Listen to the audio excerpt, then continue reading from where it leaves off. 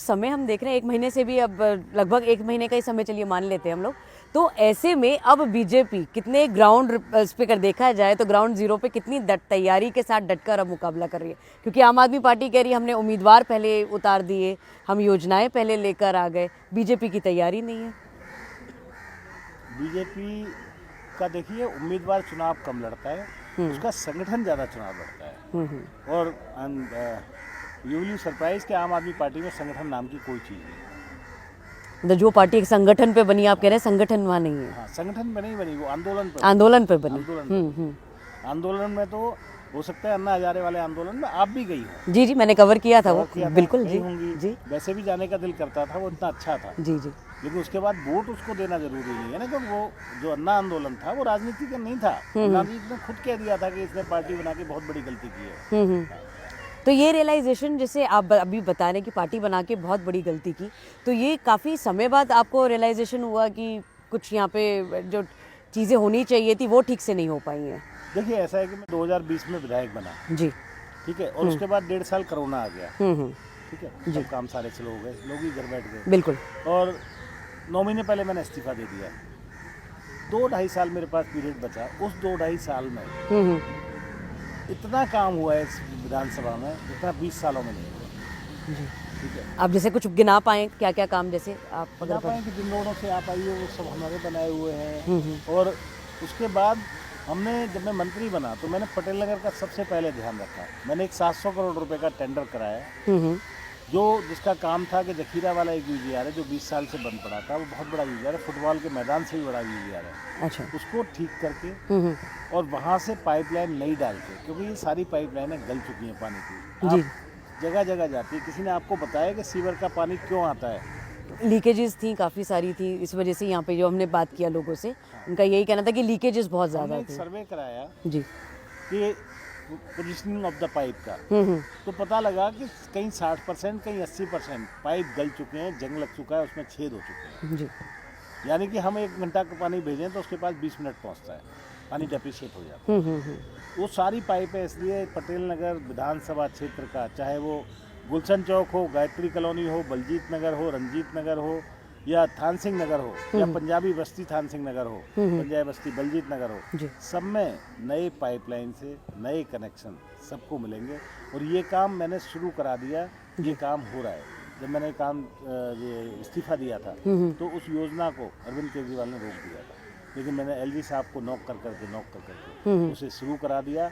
और आज पटेल नगर में जगह जगह, क्योंकि जापान वाली कंपनी ने जिंदल वालों को दिया है और जिंदल वाले जगह जगह पाइप डाल रहे हैं, और देखते देखते ये आप जैसे कह रहे हैं कि आप जब कार्यकाल में थे आप आगे बात करते थे, बात सुनी नहीं जाती थी, तो सर उस समय क्या मतलब पार्टी के अंदर ही क्या बोलने के लिए पावर नहीं दिया जाता था कि आप अपनी बात आगे पुटअप रख पाएं, या दबा दी जाती थी उस समय? ये कॉर्नर मीटिंग करते हैं 3 आदमियों की, 2-3 लोग हमेशा चलाते हैं, सत्येंद्र जैन, मनीष सिसोदिया, मतलब सिसोदिया और केजरीवाल जी, ये 2 आदमी चलाते हैं। सत्येंद्र जैन जी तीसरे हो गए, ये 3 आदमी चलाते हैं। जब वो दोनों जेल चले गए तो आतिशी आ गई उसकी जगह, सौरभ भारद्वाज। तो ये ना, वो आपने देखा है ना, न्यूक्लियर की थ्योरी है कि पहला जो सेंटर होता है उसके बाद 2 लोग होते हैं, फिर 6 होते हैं, फिर इंडेफिनेट होते हैं। तो उस तरह से ये हमेशा 2 लोगों को रखते हैं, 2 लोगों के लिए आगे। हाँ, लोकतंत्र का मतलब ये नहीं है। लोकतंत्र का मतलब है सबको बोलने की आज़ादी होनी चाहिए। मैं जहाँ भी जाता हूँ पटेल नगर में जी, मैं कोई भाषणबाजी नहीं करता, ना मुझे भाषण देना आता।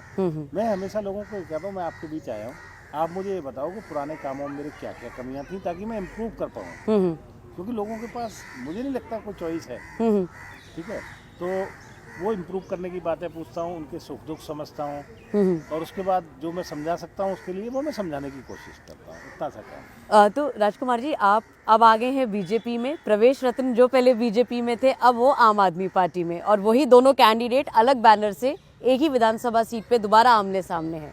अब वो कह रहे हैं कि मेरे लिए केजरीवाल बड़े, आप कह रहे हैं मोदी फैक्टर बड़े, तो ये फाइट अब कितनी टफ होने वाली है? देखिए, जहाँ तक आप आम आदमी पार्टी के उम्मीदवार की बात करते हैं जी, उनका भी इंटरव्यू लीजिए जी, हमारी बात हुई है उनसे, हमने चलाया उनका। चलाया तो मुझे भेजना जी, या आप बताना मुझे, करेक्ट करना। उनसे जब आप पूछोगे कि आपने पार्टी क्यों छोड़ी, उनके पास एक रीज़न नहीं होगा, सिर्फ एक ही रीज़न है कि मुझे टिकट नहीं दिया। मैंने तो पार्टी जब भी छोड़ी, जब मुझे टिकट भी दिया, मेरी पत्नी को टिकट भी दिया, मुझे मंत्री भी बनाया, क्योंकि सब गलत हो रहा था। देखो, दिल्ली मेरे सपनों का शहर है। मैं गांव से आया था जी दिल्ली में, जैसे सबके सपनों का शहर है वैसे मेरे भी सपनों का शहर है। जी तो मैं अपनी सत्ता के लिए, अपना मंत्री पद के लिए लोगों के सपने नहीं बेच सकता। अरविंद केजरीवाल सपने बेचते हैं। तो ये जो योजनाएं हैं बुजुर्गों के लिए, सपने संजीवनी, बेचते हैं।